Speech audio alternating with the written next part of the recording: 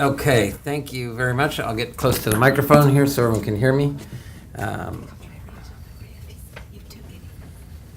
so I'm going to change tacks entirely, but I will get back at the end to brain health, I promise. And I wanted to talk actually about virtual reality and augmented reality technologies. That's what VR and AR means. And this is truly, truly the cutting edge of neurosurgery. And so brain health to a surgeon means keeping the brain healthy during the time that we have the patient on the operating room table. So I actually do have some slides that show the brain in its full glory, actually. And I don't know if that's going to bother anybody. Is it? If it is, I'll flip through them really quickly. Meaning, like, there will be some. It'll look a little bit bloody, but won't be that bad. If it is, just raise your hand, and I'll go quickly forward. So what's the point of this? So the point is that we've gotten to in 2018, we're at a stage where we're using every single thing we have to keep the brain healthy while we're working on it and in surgery. And that means that we're planning the actual operation before we do it. So these buzzwords that you've heard out there about virtual reality and augmented reality mostly have taken place in video games. We're actually using this stuff now. So it becomes critically important to us. And it shows us the things that we need to see. So here's an actual image of this is a movie coming up through the brain from the bottom up. And what it's showing you is the connections in the brain. These are the long tracks. That green thing you see on either side are the long tracks that connect the back of the brain where vision is processed to the front. That's what that blue thing is too, that light blue track. That's called the superior frontal fasciculus. And that actually, when those things are damaged, which happens when your brain is not healthy, you actually get disconnection, so people can't process information properly. So we used to, in the old days, we didn't even know about these things, and now I realize that there's so many things we have to avoid when we're trying to do the things that we do in the brain. So this is what virtual reality looks like. This is an actual. It's not the actual brain, but it's as close as you're ever going to see in a model. Those, if you look on the bottom right there, those are the actual veins that cover the entire surface of the brain. And then the blue, green, and all those lines are the actual connecting fibers of the brain that connect the various areas. And so you can see that when we try to do what I do, which is to take brain tumors out, you have to pick your way through and pick the most safe approach that you can to get where you're trying to go. The blue ones, for example, that you see there are actually the fibers that carry the information from the motor cortex on top of the brain. That means where the brain decides to create the impulses to move the arm or the leg on the other side of the body, they cross over. So the right side of our brain controls the left side. That has something to do with walking upright, we think. It's not really clear why that's true, but we think it has to do with walking upright and having our eyes in the front of us. For that reason, the information has to cross over so we can move the appropriate limb as we move forward through space. But that's what those blue fibers do. They actually are there carrying that information down into the brainstem and then down to the spinal cord. And so obviously when we're working, we have to know exactly where they are. And these are things I started 20 years ago in this business, and these are things that we couldn't see then. We had no idea. And we sort of wondered why some patients did better than others, and now we know. Now we know what we were doing wrong. This is an image of a brain tumor. It's one of the tumors that Dr. Chi showed. It's a meningioma. It's that lump that you see there. That's pushing the rest of the brain out of the way. And now you see it in virtual reality. You see an image of the brain inside the head being rotated for you with the blue are, again, those same motor tracks that are right next to this tumor. So when we take it out, there's the blue tracks right behind it. When we take this tumor out, we want to be sure that we save those tracks, that they don't get injured. And now for the first time, we can actually see them before the surgery. So we do this. We take this tool here and we use it to show the residents, and we have them sort of rehearse the operation before they're ever in the operating room. So that way they can do less harm, which is always, of course, we don't let them do a lot, but they can do less harm just by knowing much better what they're doing and what I'm looking at and what I'm concerned with. And basically we rehearse the whole operation before we ever do it.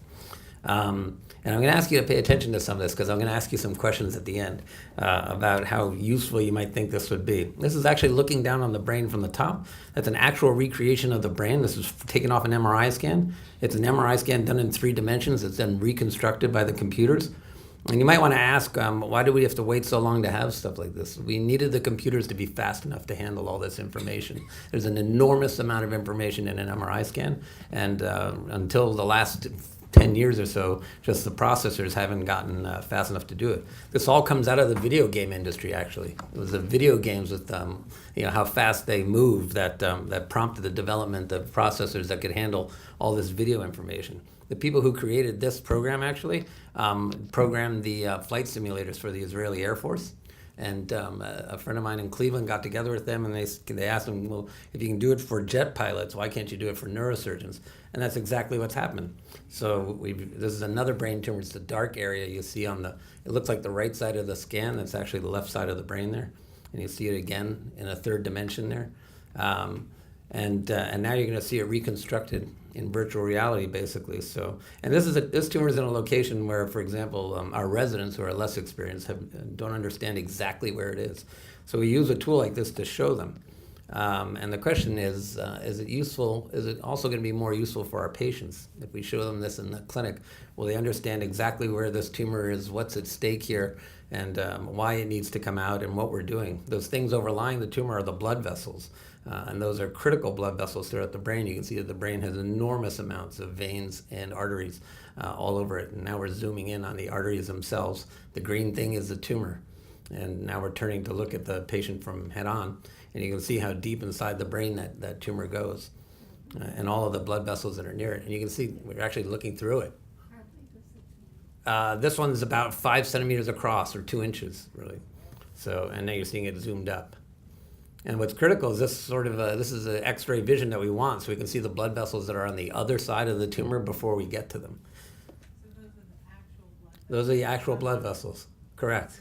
Yeah. So this is that same sort of picture, only frozen in space. It's a slightly different tumor, but frozen in space. You can see again all of the veins. You can see how you can peel away parts of the scalp or the skull. Whatever is most useful to us. Sorry, that's the one little bloody one. Just shows you that the pointer on the left is on a real actual brain at the time of surgery, and it's pointing exactly to where the tumor is, which you can see the tumor is the white thing in the middle next to that pointer, and the pointer on the right side of the screen is just in the exact same place on the tumor, just showing you how faithful they are. And we do that basically by digitizing that scan onto the patient themselves. So what's augmented reality? So virtual reality is using that screen. We use it in the operating room, so I can look up while I'm working and see the brain tumor exactly in the correct orientation that you just saw. And then this is augmented reality. Augmented reality means you're now seeing things that your eyes can't see by themselves. And we do that by injecting all that information into the microscope that we use, that big operating microscope on the left there.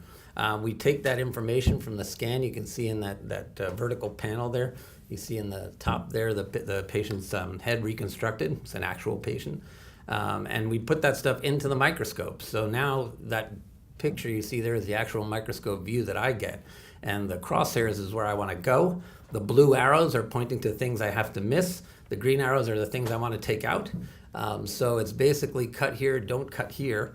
And what we've done is we've really leveled the playing field now with technology. So it's the days of sort of the virtuoso maestro, which are very individualized, are kind of over. In the 1950s or 60s or 70s even, 1980s when I trained, you had to go for certain operations, you'd have to travel to Phoenix, Arizona to see the man who trained me. Now almost anybody can get close or at least get better. And that's the concept of augmented reality. I'm seeing much more information than you would have seen. So I'm going to just step through a really quick case and then talk about brain health quickly and then leave a lot of time for questions at the end. So this is a true story. This is a patient who had a very deep-seated, it's a kind of tumor, but it's a tumor made of blood vessels. Although it's benign, it's in a very bad place in his brain. It's right next to those same blue tracks that you can see there that move the body, and it kept hemorrhaging. It kept bleeding. And every time it bled, he would get weak again. And he got weaker and weaker. Eventually, he got to a point where he had to do something about it. He was afraid he was going to become paralyzed on half of his body. So he went around as a person of means, and he was able to travel to several places. And people came up with 3 different trajectories. Really famous neurosurgeons came up with 3 different ways to try and get to this tumor. And in fact, he went to an institution that's really famous. Decided to go there, and the night before surgery, they walked into his room and told him they couldn't do it. It's a true story. They got an MRI scan, and they realized that it was deeper than they had thought, and in a location that they didn't think that they could get to safely because of those tracks that I showed you all of this. So he was able to come here. Saw one of our vascular surgeons who came to me and said, "Can you get me there? If you can get me there, I can take it out." And so we put it on our machine here, and I got him there. I said, "This is a correct way to do it. We're going to come from the back now." Everyone else was trying to come from the side, which would have paralyzed this gentleman, which is why they canceled his surgery. And we realized we could come from the back and do it. And this is actually what it looks like. So you can see we actually positioned him in surgery like that, so he was sitting upwards a little bit, and we came just from the back of the head. And this is actually a video that's going to show you. It's overlaid on that same recreation. So the virtual reality is the background. And this is actually a circular retractor made of plastic that we can advance into the brain there. That's me working. And you can see the purple things that around it are those veins, which are the big white things you see on the screen there, the big white. And those are critical. You can't harm those. And that's how we plan the surgery with basically this virtual reality device. And then we're going to go deep into the brain. We're going to go into the fluid-filled spaces that are called the ventricles. And this is a fly-through here. So this is like going down the retractor, which is exactly what we do at the time of surgery. You're seeing it the way we do it. And the blue is the spinal fluid, which is where we're going. And the target will be down at the bottom there. So this is actually in the spinal fluid now. The crosshairs, that white crosshair that you see coming in and out, that's exactly where our target is. And once we get in there, it's again sort of, where is it? We're going to get into the ventricle. I'll show it to you again. At the very bottom, we're looking at the very center of the brain, the part called the thalamus. That's the central processing unit of the entire brain. And the question is, how do you have the courage to cut into that and make sure you're in exactly the right space without harming the patient? And it's because we've rehearsed the whole thing before, and we know exactly where it's going to be. And so that's it. So the next one is taking the tumor out. The tumor will be this yellow bean that you see right there. That's it. And so I worked with my vascular surgeon who had asked me the original question. The blue, remember those blue motor fibers? There they are just in front again. So those are the things, because we were coming from the back, we could leave them alone, leave them in front of the tumor. And this is it. It's coming right down that same retractor. It's a fly-through. We're going right through it into the brain. And as we advance, we're going to get down into the ventricle and see all the things we need to see. And then it's going to take us basically right to where we need to be. And then, let's see, and then here it is. This is the actual taking it out. Again, it's right at the crosshairs. That's where we're going to make our opening. And that green line is encircling, is actually our trajectory that we took down there. This is now opening a small incision. And to give you an idea of how big this is, this tumor was about 4 millimeters. So 1/6 of an inch across, 1/7 of an inch, really. And that's it. And then the thing comes out and we're done. And I'm very happy to say that he did great. And this is just showing you the whole thing while I talk about it, but that was it. That little white dot was the thing deep in the brain that we had to get to. That's on the left side of each of those images, which is the right side of his brain. And the reason it's black on that scan there is because of the blood around it from his bleeding into it before. But that's really the center of the brain, and there's no good way to get there from the side, which is what everyone else was trying to do. And again, those are the sort of 1, 2, and 3 are the failed trajectories, and 4 was the one that we used, the final trajectory. And that shows you in this recreation of the brain. So, the point is that these virtual reality things and these augmented reality things, they're real now. We use them in the operating room, and we use them for the great benefit of our patients, fortunately. This is it. It's a fly-through right down the corridor. That's how it was positioned, and that's how we did the whole thing. That was the incision there on the right side. And all of this is used with the patient's permission as well. So that's it. That's all the gizmos we have in there. That's the big microscope. That's me working. And that was our trajectory that we chose down to that dark spot with those blue fibers being the motor fibers again. So the question I have for all of you is, would you want your surgeon or your physician to use these technologies in the operating room? I think so. I mean, I think it makes this all better, right? But here's a real question. What about an office visit? If you went into the office, would that be useful to you to see it like that? To see it in 3 dimensions? Is it more understandable? Yes. Great. That's terrific. Good. It is more intuitive, isn't it? I mean, you're seeing it in 3 dimensions. It seems to me. So brain health. I'm going to say a few things, and then I'm going to stop in about a minute because we only have about a minute left. You had asked about a 96-year-old. So actually, what do we know about aging and dementia? Well, a lot of what we know comes from what's called the 90 plus study. So they studied nonagenarians of people who have made it to the age of 90. That means they're actually starting their 10th decade of life. That's how we number it. And the only thing you have to know about this study is it was done in Orange County, California, one of the caveats. It was done in Orange County, California. All the patients were Caucasian. There were more women than men, so your results may vary if you don't. And you have to remember that anytime you hear about a medical study, you have to ask yourself, do I fit into that group that they were studying? Or may things be different for me because I'm from a different ethnic group or a different background or something like that. So at the age of 90, 45% of the women in the study, and what they did was they enrolled everybody in this retirement community, but then they looked at the 90-year-olds specifically and looked at them as they aged. So it was really an aging study. At age 90, 45% of the women had dementia, and it went up by 50% every 5 years. So at 95, it was about 60%. At 100, it was 90% of people. And it's true, at age 100, about 90% of women, and also men at that age, will have some dementia or outright dementia. So as we get older, our brain doesn't work as well. The interesting thing, for men, it was much lower at age 90, but then again, there were fewer men. So it's a little bit of we can't rely on the information as well, because men just don't make it to 90 as much as women do. But the interesting thing about the women is that higher education was protective. And the thing about education is, we think it creates this brain reserve. And this is probably one of the most important concepts to take out of this. Your brain is almost like any other part of your body. If you think about building up your muscles and strength and making them bigger, the brain is like that. The more you've used it in your life, usually higher levels of education or more languages spoken or other talents, they generally tend to build up your brain reserve. And then everything after that picks away at that reserve. So aging, chemotherapy, a lot of the things that we use, radiation, they sort of pick away at that brain reserve. So by the time we get to 90, there are very few people that still have a big brain reserve there and escape dementia entirely. The incidence of some memory loss at age 90 is about 90%. So almost everybody, once they make it to 90, has some memory loss, although they may not have outright dementia. So what do I do to protect my brain? So he actually heard it. We didn't even rehearse this. It's pretty coordinated exercise. So I say I do. I wish I could do a lot more. Exercise works because the brain is so dependent on blood flow, and as Dr. Chi said, anything that affects the arteries in the heart also affects the arteries in the brain in the exact same way. So the more you exercise, the better it is for your brain. Eat right, and Dr. Chi talked about that. I'm Greek, so I actually believe in the Mediterranean diet, even though I don't eat enough fish. But my grandfather lived to 92. Both grandfathers lived over the age of 90. One of my grandmothers lived over 90 as well. The other one died at age 38 from a simple infection because they had no antibiotics back then in Greece. But if you eat right, and especially the Mediterranean diet, that's better for your brain, mostly because it's better for the blood vessels, again, we think. Get plenty of sleep. I try to do that. It's really hard as a neurosurgeon, but birds do it. Birds sleep. Bees do it.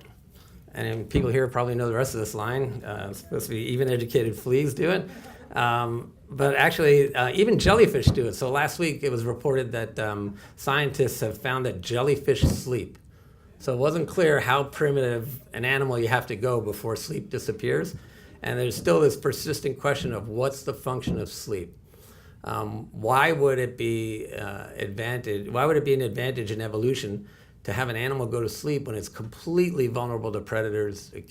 Animals can't reproduce at that time, so it seems completely the opposite of what evolution would pick. But in fact, one of the functions of sleep we know now, at least in the higher animals like us, especially in higher mammals and primates, is it cleans the brain. So the brain actually takes the trash out at night. Literally takes the trash out at night. So that seems to be very important. And we know that part of Alzheimer's is an inability to clean the trash in the brain appropriately.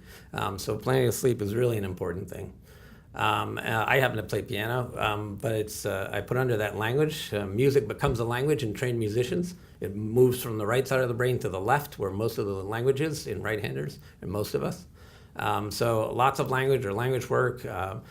Playing piano for me, that works. As Dr. Chi said, there's not a single study that shows a really good game or anything you can do. There are strategies to improve working memory. Working memory is how much information you can hold in your head in the short term. It's not the long-term memory. So Most of us are familiar with people who've had dementia, and over the long term, they can remember their childhood, where they lived, their address. They can remember the names of everybody in their first grade class, but they can't remember what happened 5 minutes ago. So that's the difference between sort of working memory and long-term memory. There are strategies to improve your working memory, but as soon as you stop doing it, it wears off in about 3 months, which is kind of interesting. Learn to play bridge. So that seems to be the one game that may have an effect. Warren Buffett plays bridge. I have a patient who had a brain tumor who actually taught Warren Buffett and also Bill Gates. And there's a couple of reasons to do it. Number one, holding the cards in your head, the memory function, seems to improve working memory. It's how you keep your working memory really sharp. The other thing about it is it's a shared social experience. And we know that shared social experiences are very important for the brain, especially the frontal lobes. It's one of the things that raises dopamine levels in the front of the brain. We've lost a lot of that as we've become more technologically advanced. Some of the older shared social experiences are going to church, things like that people don't do as much anymore. But so bridge is a very important part of that. And the ladies who lunch or the coffee clutch or whatever it is, and there are no men there because the men have all passed away again because they're 90. But so shared social experiences become very important. And the other thing is hearing, it turns out, is extremely important to maintain. Because as your hearing declines, you become more and more isolated. So you lose those shared social experiences. So for older people, and there are wonderful technologies now, the cochlear implants that they have are now being used in people that have some hearing still, but they make the hearing much better with a cochlear implant. So that's really important too. And then alcohol in moderation, as Dr. Chi says, we think it's 2 glasses of wine a week for a male. That may be too much now, they're saying. I think that's probably the bare minimum. And that's about it. And of course, moderation in moderation. So stay active and do the things that really bring you pleasure. That's the key to it. And I think I will wrap it up there, and that should leave time for questions.